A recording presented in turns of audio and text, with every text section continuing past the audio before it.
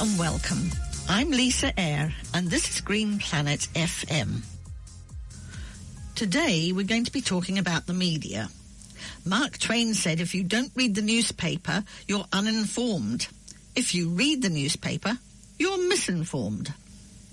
The Fourth Estate is based on journalists and news media to raise issues of public importance and to advance levels of public debate and to create the resources necessary for social citizenship. This today in New Zealand is clearly failing us, and too much of our news is tabloid news. Are journalists part of a movement that merely hold up a mirror to society with all its cynicism, or are we part of a process of empowerment and action for a better world? Investigative journalism and genuine debate are two very different ways to get at the truth of what is happening. Journalist Max Rashbrook has written that good investigative journalism requires a certain kind of toughness, and we need more of it. But we also need gentler ways to understand the world. Not everything is a scandal waiting to be revealed. Many issues are complex and multi-layered and can only be grappled with through prolonged debate, through a free and constructive exchange of views. Being good at that requires us all to be gentler, more respectful of others' opinions, less defensive of our own positions, less certain of our own absolute rightness. It requires us to build spaces, whether online or in real life, in which everyone can feel comfortable contributing, as long as they respect certain standards of decency and non-discrimination. Now today I have in the studio Professor David Robie from the Pacific Media Centre at the School of Communications Studies at AUT. Welcome, David. Kia ora, Lisa. Many of us are very frustrated with the media, trying to really find out what's happening. Who actually owns and controls the media in New Zealand? Why are we having this problem? Well, essentially, it's a very dismal situation in New Zealand now. We know, for many, many years, newspapers were owned by family businesses, and they really were identified very much with the country. But currently, almost all our newspapers are now owned by two newspaper chains, or two multimedia chains, should I say, which in turn owned from Australia. So we're essentially, most of our print and online media is foreign owned. So that's Fairfax? That's Fairfax New Zealand is a division of Fairfax Australia, and also NZME, which owns the New Zealand Herald, the largest newspaper. Not a national newspaper, but certainly the largest newspaper in the country with the biggest circulation. And so who owns them? Well, there's a variety. Of course, there's ownership from overseas, and in turn with the controlling company of NZME back in Ireland. But most of the Fairfax media is actually owned essentially in Australia.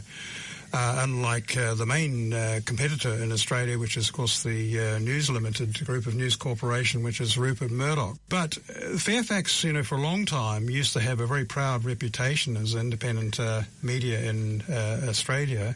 But in more recent times, it's really become a profit-driven business that essentially is about extracting what it can out of the media organisations, rather than providing the public information that is traditionally needed from our news media. And one of the difficulties about that is that Fairfax, for example, and both NZME and Fairfax have used New Zealand as a sort of an experimental ground for some of the changes in the fundamental way of doing news, essentially moving away from titled newspapers, for example, to news hubs. All the initial sub-editing of news from news hubs was done in New Zealand, and there was a really interesting book that was written 3 or 4 years ago about the state of the media industry in New Zealand, both the corporations being, using news hubs. And that's moved away from, I think, the community identity that news organisations have in the past.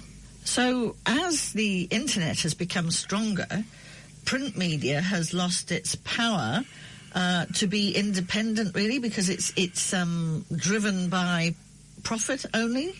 Well, essentially, the business model has completely collapsed for a newspaper. Well, in Anglo-Saxon countries generally, Australia, New Zealand, the US, Britain, the business model has dramatically crashed. But you do have to take into account that in other countries in the world, there's a phenomenal growth in newspapers. For example, Indonesia. I remember a few years ago I was visiting a major news organisation in Surabaya, and I was just staggered by the scale and the identity that it actually has with its community.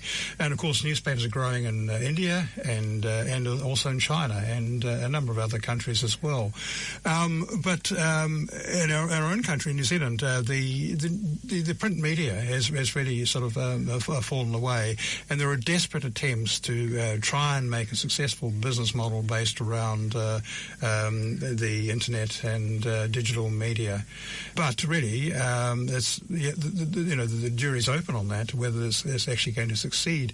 And in that process, we've lost. New Zealand actually figures quite highly in media freedom stakes globally, and almost all the, in fact, all the news, the media freedom indexes that are done, like Reporters Sans Frontières in Paris, the Committee to Protect Journalists, Freedom House, all those. New Zealand generally figures in the top 10 of media freedom countries in the world. But this is something of a myth, you see, because mostly, because I'm actually involved in these indexes and for a number of the different organisations, so I know the methods that are used and the type of survey structures that are involved, and they don't really give enough weight to the plurality of the media, to the choice that we actually have and the information that we've got. And if more weight was given to that sort of criteria, if you like, then New Zealand would drop down remarkably, dramatically down the media freedom stakes. It's very interesting, isn't it, that a way a survey is done completely dictates the outcome, and yet we're constantly people refer to surveys and things like that as to say, well, I'm right, this is how it is. And it isn't necessarily how it is at all. No, in fact, I think it's rather something of a myth about New Zealand's media freedom situation, because most of these indexes actually give most weight to the deaths of journalists, to the actual outright censorship, and when military, for example, take over news organisations and so on. And so the way these indexes are structured, it gives overwhelming sort of direction to those sorts of criteria. And so it doesn't really matter, because we don't have that sort of situation. We don't have deaths of journalists. We don't have disappearances. We don't have abductions, and we just have people quietly fired, don't we? Yes. And this is a huge pressure on freedom of expression and freedom of the media when you can simply just fire journalists who don't actually toe the line. Which is what happened with the Herald, with a journalist who wrote about the TPPA, very well, I thought, and subsequently was told that her services were no longer needed. Well, that paper, for example, has systematically, over a number of years now, marginalised the points of view that actually give something like plurality to our information in this country, and it's a very dangerous situation. And since we don't have the Star, which we used to have years ago, that's the paper in Auckland, isn't it? Yes, and it's an irony. One of the areas that I specialise is in the South Pacific, of course, and you just move across to Fiji, which is only a 3-hour flight away, and for years there's been all this debate about censorship in Fiji, for example. But for many years there were 3 daily newspapers in the capital city. Now there are 2, but a city like Auckland, with the population that we have, and we only have 1 daily newspaper. It's shocking, really. And I suppose it's not likely to change with the internet being as growing as much as it does. No, and unfortunately the situation with internet media in New Zealand is rather bleak as well, because we're not getting the variety and independence that we would hope. But it's been rather interesting to see an independent media organisation like Scoop Media, which we have a partnership with the Pacific Media Centre at AUT. We actually have a special section of Scoop Media called Pacific Scoop, where we've actually actually been publishing that since about 2009 now. So we have quite a good working connection with Scoop Media. But it's very interesting the approach that they're taking now is instead of the way the mainstream is desperately trying to maximise its business model to maximise profit and so on, Scoop is aiming for a publicly owned media and reclaiming information in the public domain. And they've also set up the Scoop Foundation for the public interest, which is all going to be potentially good for investigative journalism, because investigative journalism has been on the decline in New Zealand for many years now. Well, when you see what happened to Nicky Hager, that he managed to get out his book and then had all his computer and all his records confiscated by the police. It's now been proved to have been illegally, hasn't it? Well, he's got a case going at the moment, and there's supposed to be adjudication quite soon on that. And that is a very bad example of how there is pressure on the media, and there isn't really the freedom of media that we've been cushioned to believe for quite some time.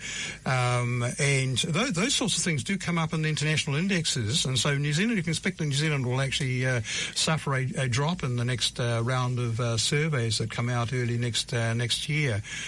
But it doesn't augur well for freedom of speech and freedom of information in this country.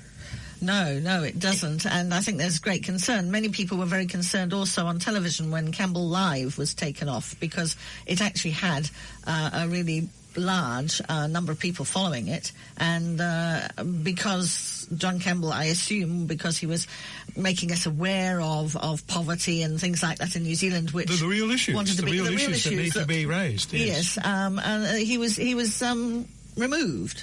Absolutely, and I think that's very, very disturbing for our media and information that could happen. The good news, of course, is that John Campbell's been, reincarnated with Radio New Zealand. But Radio New Zealand, of course, influential as it is, a lot of people still rely on television for their perceptions and their understanding of what the issues are around. In a nutshell, you see. So that's why John Campbell's Campbell Live was so critically important, because it was very good at, being a weather vane, if you like, on the critical issues facing the country. And it did actually show that there was a lot of concern. People really stepped up around the poverty issues, didn't they? Absolutely. And where's the opportunity now? Certainly not on television. And maybe John Campbell will feel he has to be a little bit more restricted in what he says, because after all, the national programme is still government-owned, isn't it? Well, yes, but it's got a long tradition of being a genuine public broadcaster. And personally, I've always, admired a lot of what we actually have, and especially with Radio New Zealand International, which, of course, is covering the region, and I'm very impressed with what they do. And so I think he'll have a lot of ability and given a fairly strong hand to do some really good journalism.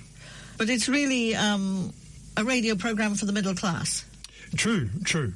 And where have we got the public broadcaster on television? Really, it's only a Māori television. And Māori television, of course, has got its own problems with political interference and pressure and so on. But at least they still have a very good current affairs investigative program in native affairs. Can you elaborate on the problems that the Māori television has? Well, it's essentially about the direction, management and control, and the process that was involved in the current, chief executive and so on. Those sorts of influences behind the scenes are still very prevalent.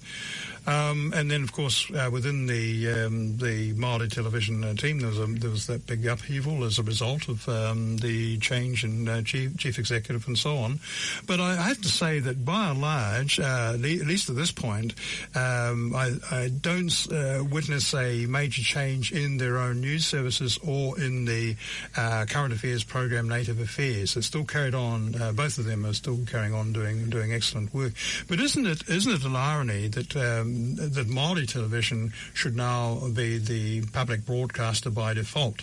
because the main state-owned television, New Zealand, has simply defaulted in that whole process. And Channel 7 was shut down. Absolutely, Channel 7 was my favourite program when it was going, and I couldn't understand any rationale or justification for closing down. Had an audience of getting on for 500,000. So 500,000 of us in New Zealand don't count. We don't count at all as far as the policymakers, both in government and in broadcasting, think. So it's really putting the news and journalism to the lowest common denominator in many respects, to those that want to hear about road accidents and yes. And murders and rugby. Yes, as we say, fire engine chasing. That's the sort of the type of journalism we do.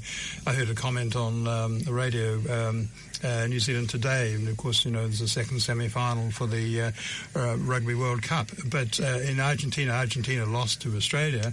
But Argentina is also it's got its national election, and I think it was Colin Peacock who made the comment that making a comparison with New Zealand.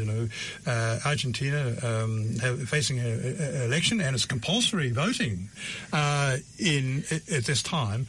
I wonder how it would go in New Zealand having an election on a World Cup semi-final day and also compulsory voting, which I think would be a good thing because Australia has it.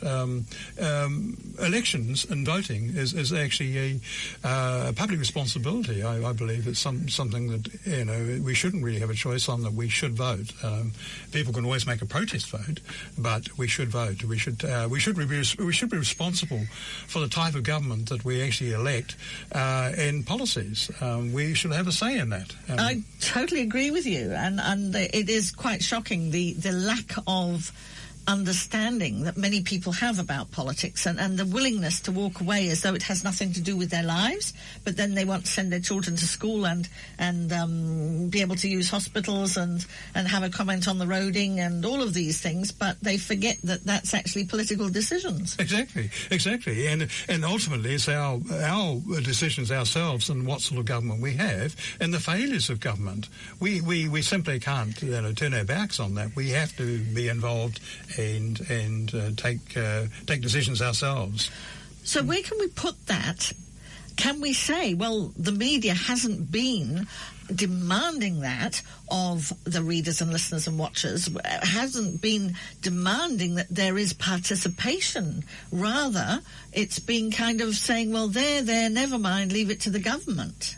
Well, I think there's a fundamental problem with the media in this respect, you see, because the media, the dumbing down of the media means, in fact, that we trivialise the political process and we trivialise democracy and we trivialise everything about our lives, apart from inane, issues that, for example, I think a good example about this is the whole flag debate in New Zealand, and the money is wasted on that.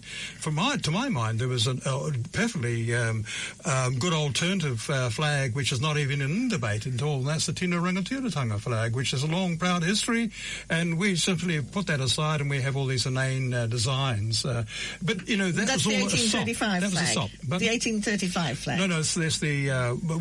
that is also a possibility, but I was thinking more of the one in the last 30 years or so that's been used for a protest, and at one stage it was being flown on Auckland Harbour Bridge, along with the New Zealand national flag as it stands at the moment. Both of those flags, and I thought I felt very proud about that. That we had those two flags, and then of course our city council, fathers and mothers and so on, basically made a decision. No, we're not going to have the Tino Rangatiratanga flag there, and that was removed.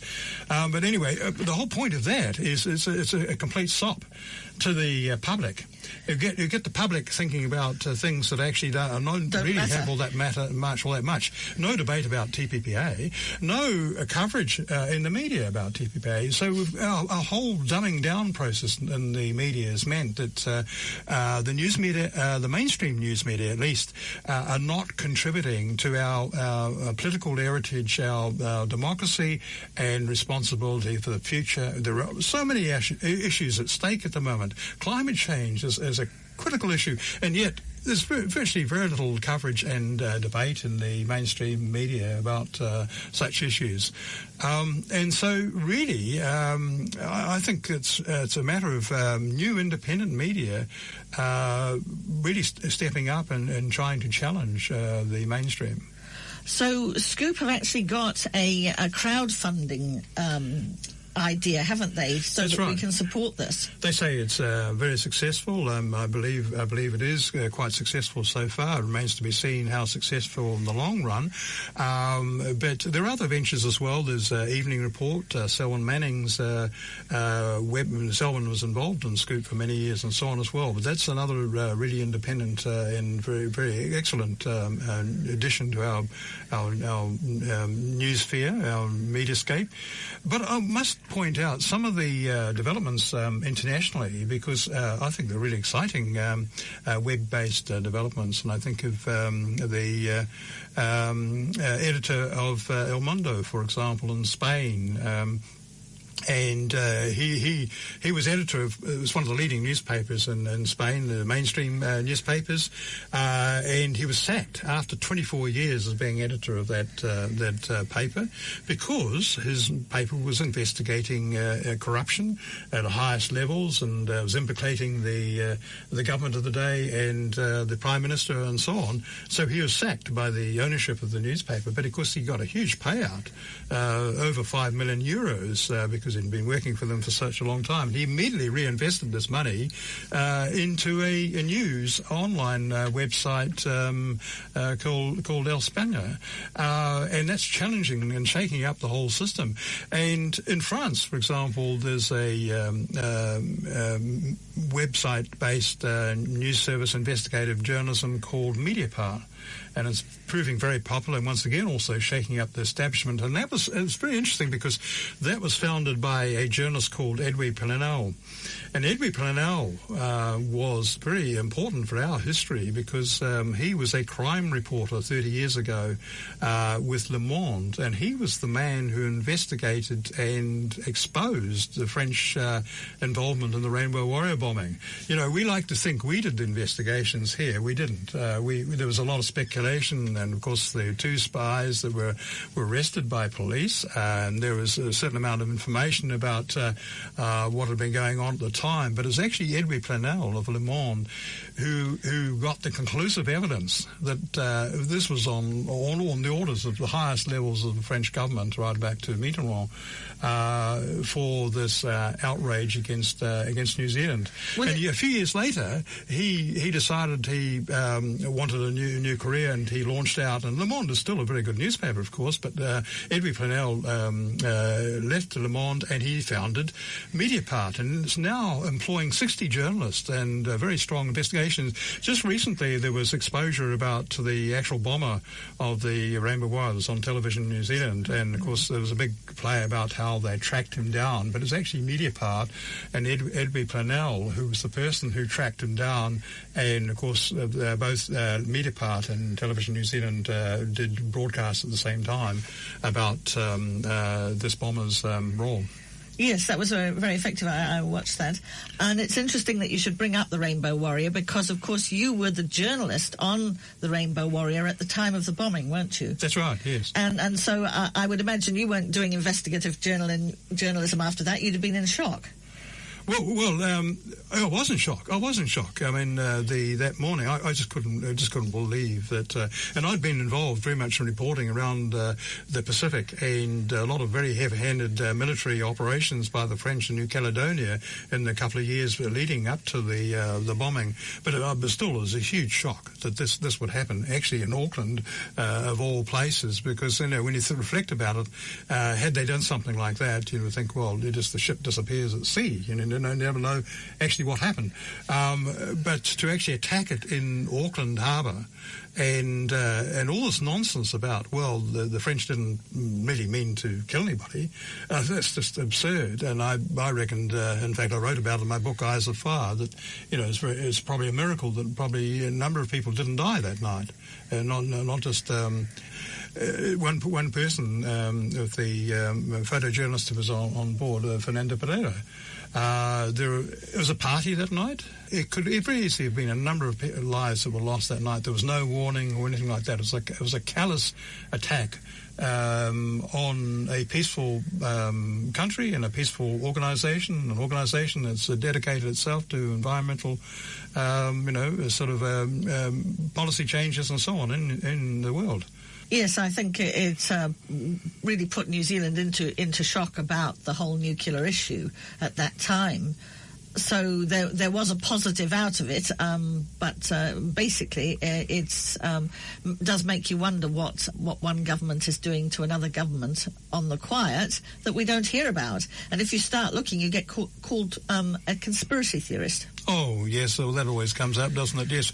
But my own view on this is that I think that a lot more was known by the SAS, New Zealand Secret Service here, and that information was never really shared with the police, certainly not at the New Zealand Police, at a time where it could have actually been helpful and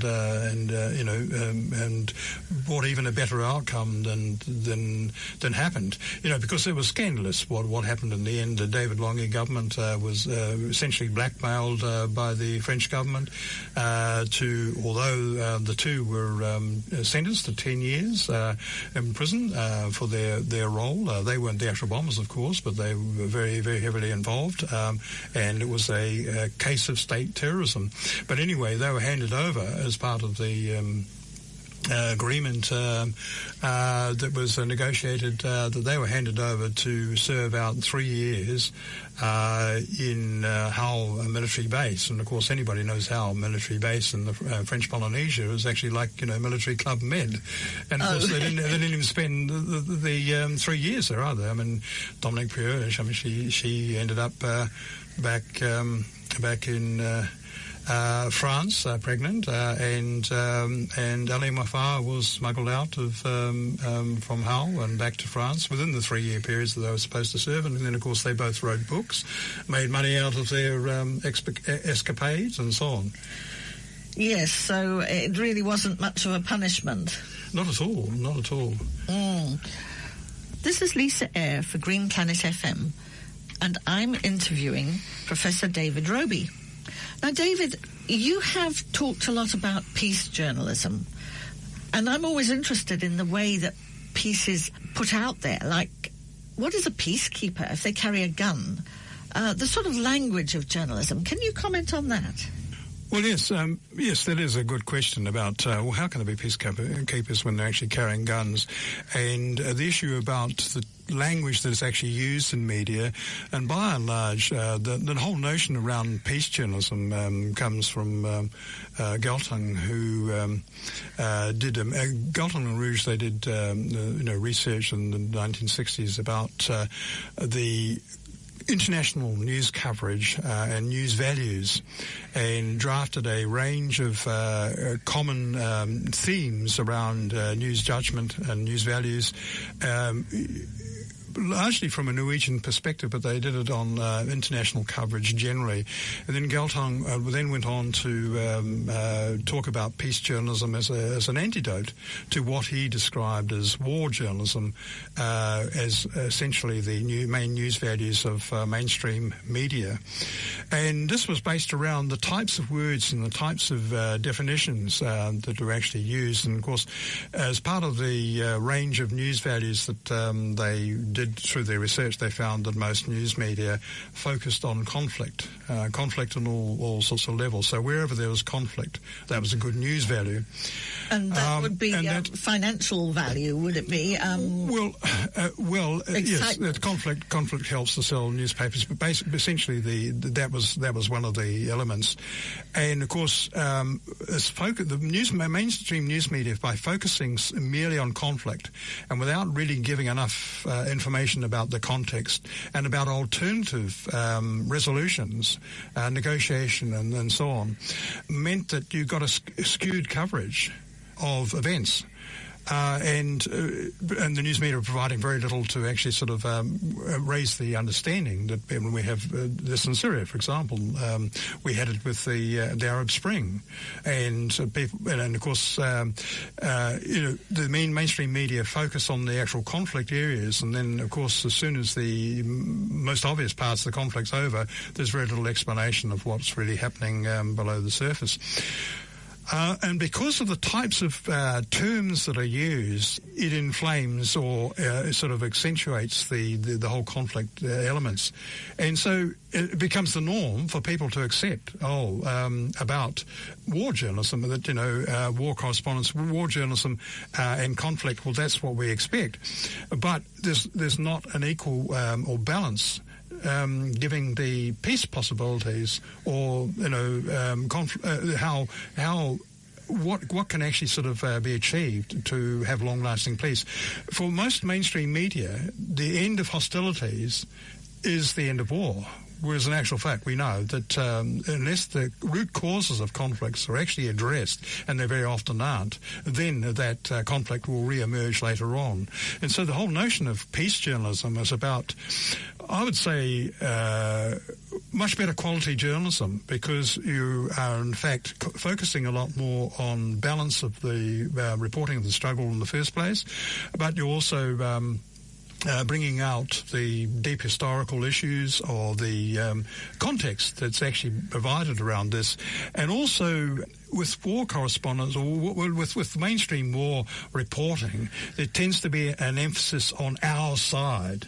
And their side don't count, or their side commit all the atrocities. So it's black and white thinking. It's a very black and white thinking, and of course it's always far more complex than that. And so peace journalism tries to give a much better idea. I think of someone that I worked with for many years. Of course, he was hated in Australia for a number of by many people. Wilfred Burchett. Now, Wilfred Burchett was one of probably the most famous foreign correspondents in Australia, and right up until the Second World War, he was the journalist who broke away when the peace sort of signing was happening in Japan. Wilfred Burchett caught a train and went down to Hiroshima just after the bombing there in Hiroshima and Nagasaki and so on. He reported to the world what had actually happened for the first time. He took that risk to travel all the way down there, and he had this front page story on the London Daily Express. I write this as a warning to the world. He was a journalist who wrote very much trying to give the other side, what happens in conflict on the other side. Of course, in Australia, he was just seen as a traitor. But in fact, he was one of the few journalists over many years that actually sort of could give, the Vietnam War, for example, in Cambodia. He was able to give some sort of glimpse of meaning of what was happening on the other side and what we did. And when I say we, I mean the military allies and so on. What was done to Vietnam was very destructive, and it took years to sort of rebuild from that. If there's more information and people digest that sort of information, there's a lot more understanding and a lot more ability to negotiate the resolutions. And I think of the words that are used, for example, one that really upsets me is the notion of the word separatist. And the word separatist is used for people that are minorities, usually within a nation state, that have a right to their self-determination, but the nation state or the globe of the world won't allow them that identity. So news agencies use this term, and I worked for a news agency, the Agence France-Presse in Paris, for a number of years. I know how it works. You use these buzzwords that become accepted, and the news agency operates that, and that's how it's used to describe things. And so West Papua in the Pacific region, for example, the Melanesian, 2 provinces, Melanesian, that are controlled by, I say controlled because officially they're actual provinces of Indonesia, but they were invaded militarily 40 years ago. And they're referred to the West Papuan people and their expressions of self-determination. And, of course, they've got a liberation movement as well, OPM. But, by and large, most people are very peaceful. But they're constantly expressing their self-determination desires and expressions. And they're labelled by the news agencies, by most news news media, even in New Zealand, it's very rare that we have stories about West Papua anyway, but they use the term separatist. They are people seeking self-determination. To my mind, that's an obscenity.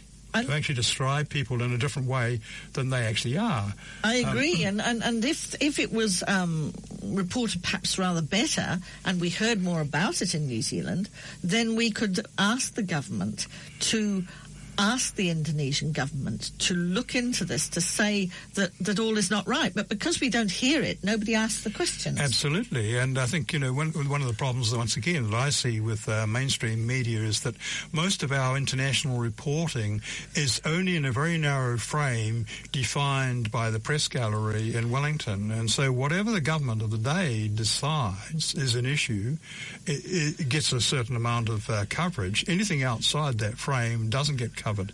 And because New Zealand, whichever government's actually been in power, they're all been guilty in this respect, that they've simply accepted that Indonesia is the legitimate controller of West Papua. It isn't, but our governments have always accepted that, and so therefore it's a non-issue as far as they're concerned, and therefore the press gallery doesn't report anything about it. And then because news editors and editors and media organisations simply refuse to accept that this is one of the most major stories in the region, along with climate change, West Papua, because it's actually got major implications for security for the Pacific region.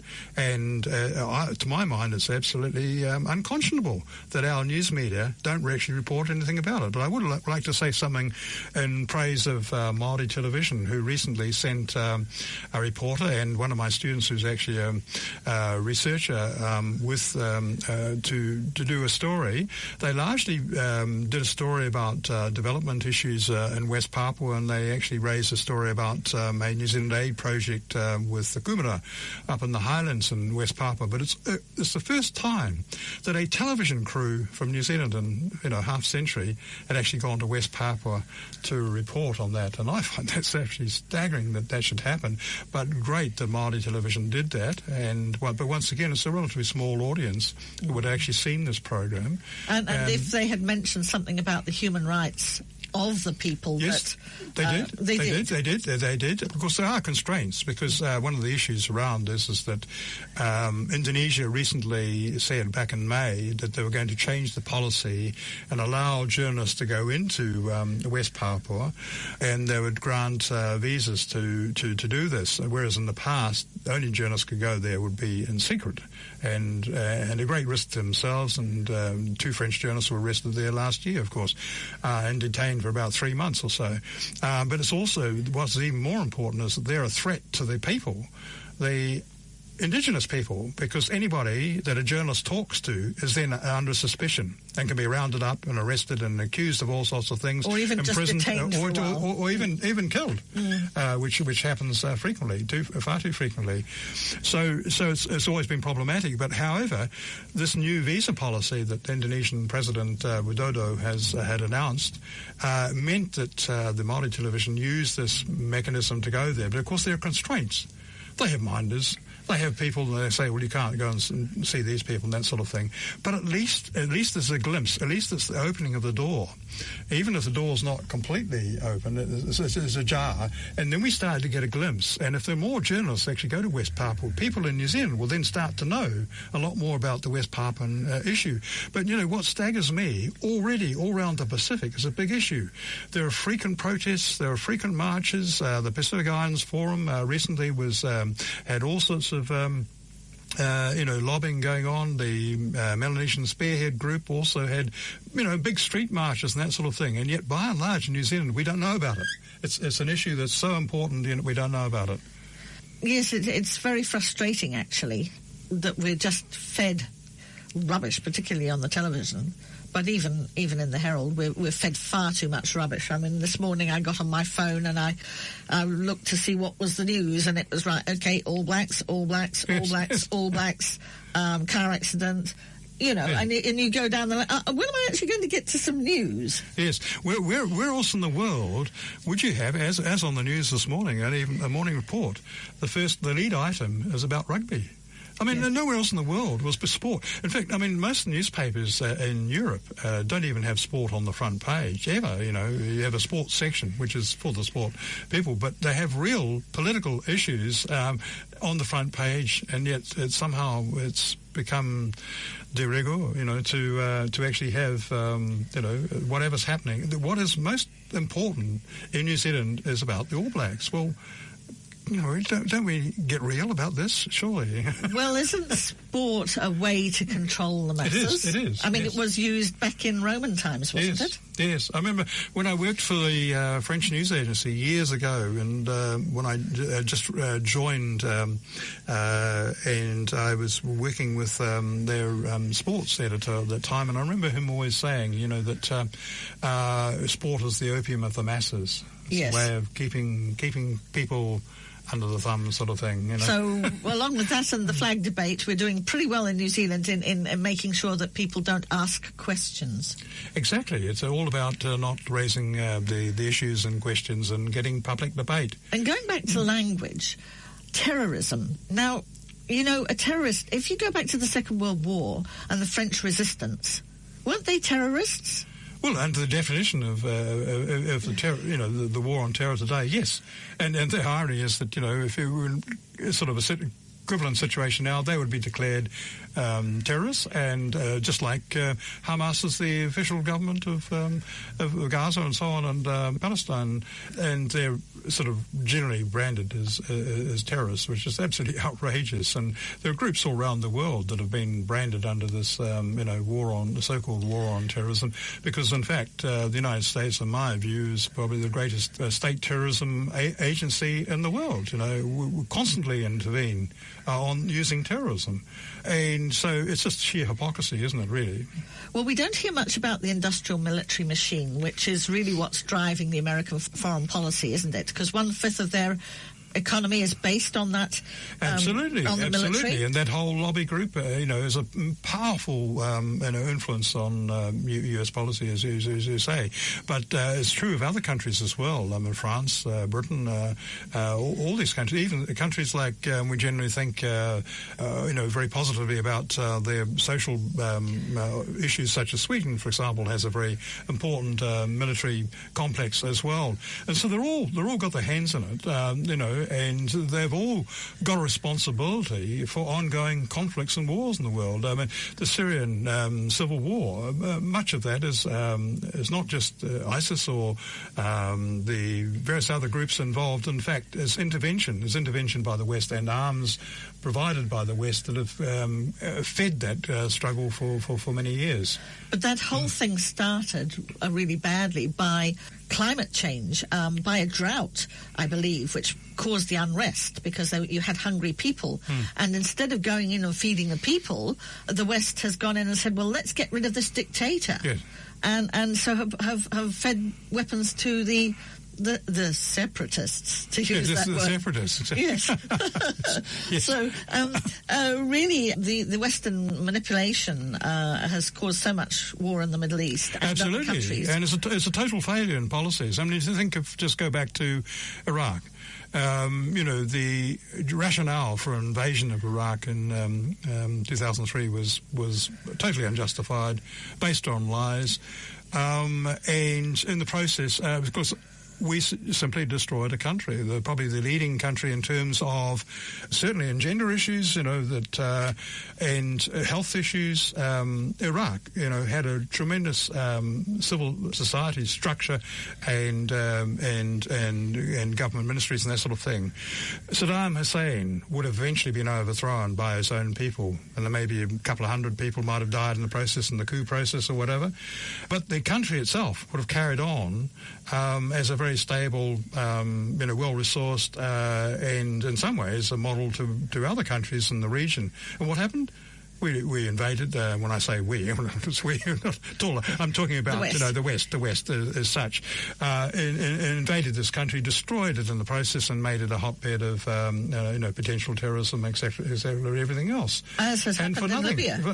As has happened in Libya as well. Yes.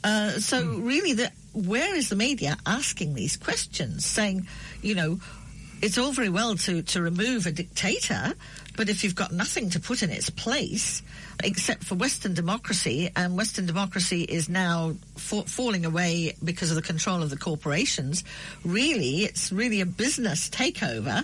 And New Zealand, in a way, is with the TPPA, will be taken over peacefully by the TPPA, and countries that don't go peacefully, I suppose, like Chile some years ago, have to have some sort of military coup or invasion. Yes.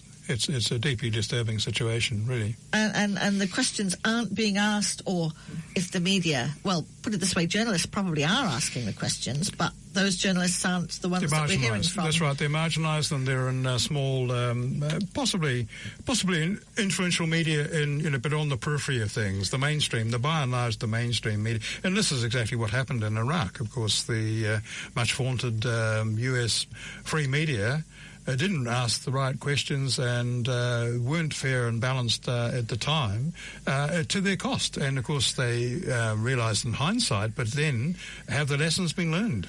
And you have people like John Pilger, Robert Fisk, asking questions, reporting, but you don't hear that on mainstream media. No. What do you mean mainstream media here in New Zealand? Yes. In particular, yes. Well, that's right. It always amazed me why Robert Fisk isn't syndicated, widely in the media in New Zealand. He's such an excellent journalist. I mean, I find that he's one of the best journalists, certainly on anything to do with the Middle East and conflicts in the region, with such good insights and balance in his commentaries. And John Pilger's very much the same. There's another person I'd like to mention too, and that's Pedro Escobar, who writes for the Asian Times, and he's someone that I like to read as much as I can. He's actually a Brazilian journalist, but he's a specialist on and the oil industry and so on. Can you say his name again? Pedro Escobar. Escobar, yes. And he's not terribly said. I've never seen anything of his published in New Zealand, but he writes for the Asian Times, is quite influential in the Asian region generally, and syndicated in papers all over the world. But he's probably one of the leading writers and authors. He's written many books as well, that gives a real insight into what's really happening, the real politic, if you like, globally, and what's really happening behind the scenes. He's got such excellent sources all over the world, and he's just got a devastating critique of politics in the world. And really what needs to come out now, and I hope he is bringing that out, is the role of corporations. Oh, absolutely. In government. Yes. He's one of the areas that he's written a lot about over the years. And I remember him saying at one stage, one of the articles he wrote about Libya, that of course that we're all well aware of the oil stakes, and of course this is at the root cause of a lot of issues right throughout the Middle East, is about controlling that oil, and controlling the oil for the petro corporations that dominate the world and so on. But Pedro Escobar came up with a very major issue about how important it was the water under the deserts, and large reservoirs of water, and various corporates, and he named several of them that actually really wanted to ensure that they got hold of Libya to be able to take control of the water. And that's, of course, a big issue, water privatisation. And, of course, water wars as climate change, with its extremes of weather grows. The wars on water and food are going to increase, aren't they? Exactly, yes. Yeah, so it's not looking for a very peaceful future. No, and Gwen Dwyer wrote an excellent book about that a few years ago, Climate Wars, which really dealt with the various scenarios that the world's probably facing. So you champion the media scrutiny in the Pacific specifically? I do, because working as a journalist, of course, I'm really a media educator now, and so I've only got a certain amount of time to actually sort of write, largely write books these days. But so I tend to concentrate on the areas that I work on, which is really the Asia Pacific region. And climate change is going to be a big one for these islands. Absolutely. It's critically important now. And unfortunately, most of the media in the Pacific don't really have the resources. They have small teams of journalists. Many of them don't have a lot of education. Many have come, particularly countries like Fiji and so on, they've come straight out of high school. And often they have not had a formative course into journalism, so they learn a little bit on the job, and there's not very much investigative journalism being done. And so, in fact, this is going to be one of the real big challenges for the media in the region, is actually reporting on climate change. And, of course, not a lot's being done in countries like New Zealand or Australia, so therefore even the resources that might be available in the media here can't really be used to cover the region. And yet, if journalists don't get that out there, then the governments like of New Zealand and Australia are not going to do anything about forward planning for how we deal with huge numbers of refugees. Absolutely, and it's going to happen. It will soon. It's something that we are going to have to face up to, and yet there's nothing really much on being drawn up policy-wise. And I think this was exposed very recently when the young, the Kiribati man and his family, he was claiming refugee status. Of course, with global refugee definitions at the moment, that's not a definition, but it will eventually become a definition. It's just a question of time, and it's vitally important that these policies we're starting to develop now. Countries like Kiribati can't possibly really plan for the future. The tiny, it's 100,000 people or so in Kiribati. With some funding, they've been able to buy some land in Fiji, and the idea of that is, being able to have some of the Kiribati community going there and producing food. I don't know really how workable that might be, but the point is that this is going to be a critical issue for New Zealand in terms of aid and in terms of what we do. Do we just wait until there's a global definition of climate change refugees? No, it's on our doorstep now. We have to think ahead now, and we have to be quite creative and positive about our responsibility for the future. Well, imagine a hurricane going through there. It could just wipe the place out. If the seas are too high in a hurricane situation, you could just lose the entire population, and then everybody'd say, oh dear, we didn't do anything. Yeah, far too late, and that sort of thing, because all the evidence is there now. I've had a number of students who have been doing projects, for example, and there was one who went to Kiribati and did a whole lot of video footage 2 or 3 years ago, and she won a really good journalism award for this. But we're actually just reporting the people themselves. They know exactly what's happening, and the president of Kiribati, for example, President Tong, he's portrayed around the world as a far-thinking leader for his people. But there's a limit to what he can actually do, and unfortunately there's not a lot of communication between his government and the people, and even the media in Kiribati complain that they're shut out of their policies, let alone New Zealand's policies. And so the freedom of information and freedom of the press is critically important in this region at this time. Yes, I can see why. It's really many lives at stake. Absolutely. So the journalists need to be really pushing hard on this one. Pushing the boundaries all the time, and I generally argued that there's simply no point in thinking about climate change as some kind of round, like in journalism you have police rounds or, politics rounds, the health rounds and so on. Climate change is so fundamental and so, across everything. It is actually the critical issue, I think, for the region.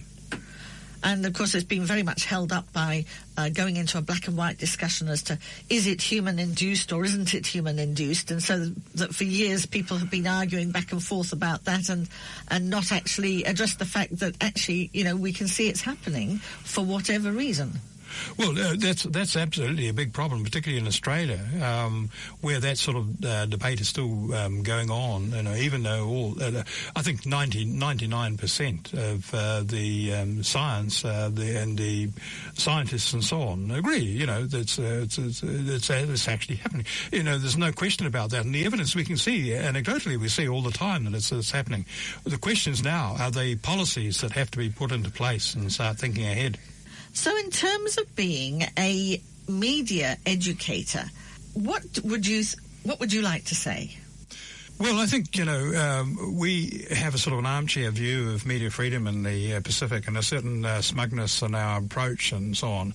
And one of the things I like to do, because I think that people graduating as young journalists need to have some sort of inspiration to work from. And so I like to send them off to the Pacific, to countries like Fiji, where there isn't real media freedom, and journalists work under enormous threats and pressures and so on, and they get blown away by this experience and sort of realise that this is what they need to defend in countries such as New Zealand or in Denmark and so on. And I think a few years ago I had my group of journalists, student journalists on the University of the South Pacific, where they covered a coup, George Speight's attempted coup, where the government was held at gunpoint for 56 days and so on. And that group of journalists worked with tremendous courage and inspiration, and won a whole string of awards. And for our students here in New Zealand to be exposed to that sort of experience is really tremendous for their future.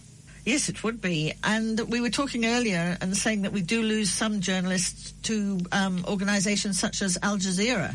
Yes, well, we have a remarkably high number of New Zealand journalists working at Al Jazeera at the moment. I believe more than 30, probably even as many as 36. And quite a number of those have gone to Al Jazeera because they're so disillusioned with the news media in New Zealand that they've actually gone to a media organisation which actually still subscribes to important issues in the world. Al Jazeera is certainly distinguished by its short news and current affairs docos that interspersed with their news bulletins. So there's a lot of opportunities on an organisation like Al Jazeera.